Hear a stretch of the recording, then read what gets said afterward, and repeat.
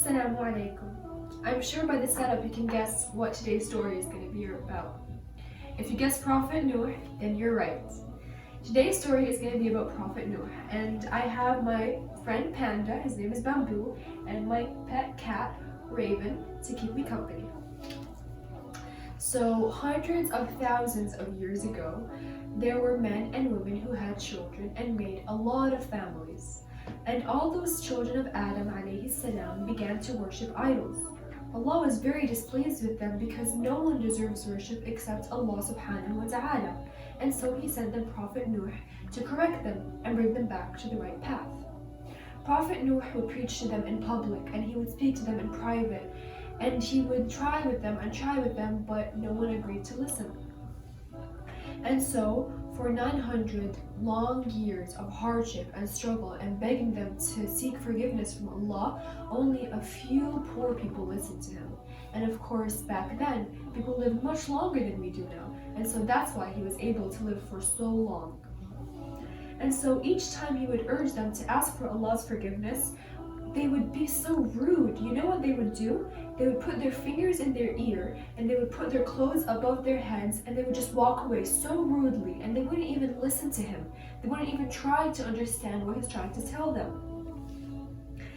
And then Allah told Prophet Nuh to build a ship or an ark, and he started building it.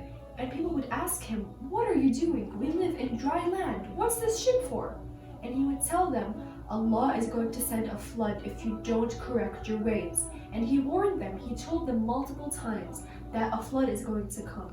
So please ask for forgiveness, come back to Allah. But they wouldn't listen. The people turned against him and they tried to kill him.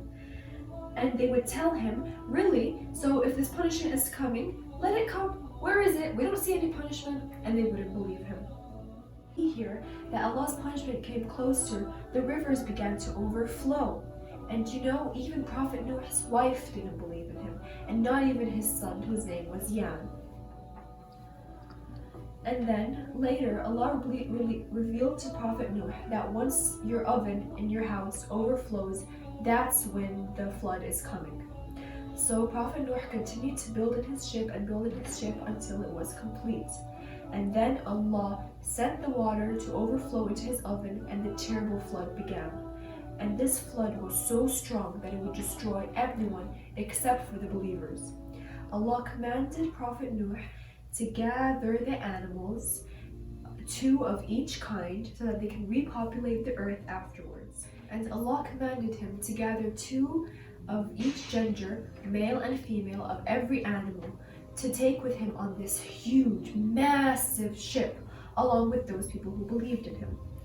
As you can see here, all the animals began to go inside his ship. And then the flood came.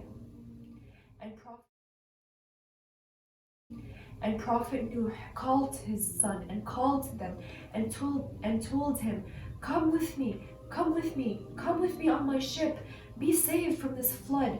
But you know what Yan did? He continued to disbelieve in him, and he climbed a high mountain, and he told him, "I don't need you, I don't need Allah, I don't need your ship, I'm on this huge mountain. How can a flood reach to me if I'm on this high mountain?"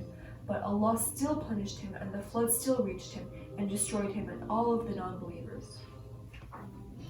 And so, as soon as the animals came on board, the rain began to increase, and more rain fell each day. The rivers overflowed, there were storms, the water was everywhere. And the ark rose and fell, and then it landed on a mountain known as Jabal Judi, or the Mount of Judi, which is now found in Turkey. And so the clouds began to part, and the water stopped, and it began to reduce. And Prophet Nuh alayhi salam and his companions, and even the animals, began to thank Allah for saving them from such a devastating and huge flood. Everyone happily came out of the ark. The animals were led to safety and began eating from whatever they could find. And Nuh alayhi salam prayed to Allah, وَقُلْ رَبِّ أَنزِلْنِي مُنزَلًا مُبَارَكًا وأنت خير المنزلين. And Noah prayed to Allah. He said, Lord, let my landing from this ark be blessed, for you alone can make me land in safety. Isn't this such a beautiful story? So now I have 3 questions for you this time. First question, what's your favorite animal? As you can see here, I'm a big animal lover. My second question is, what was the name of the son that disbelieved in Prophet Noah? My last question is, what was the very clear and distinct sign that Allah sent Prophet Noah to tell him that the flood is going to start?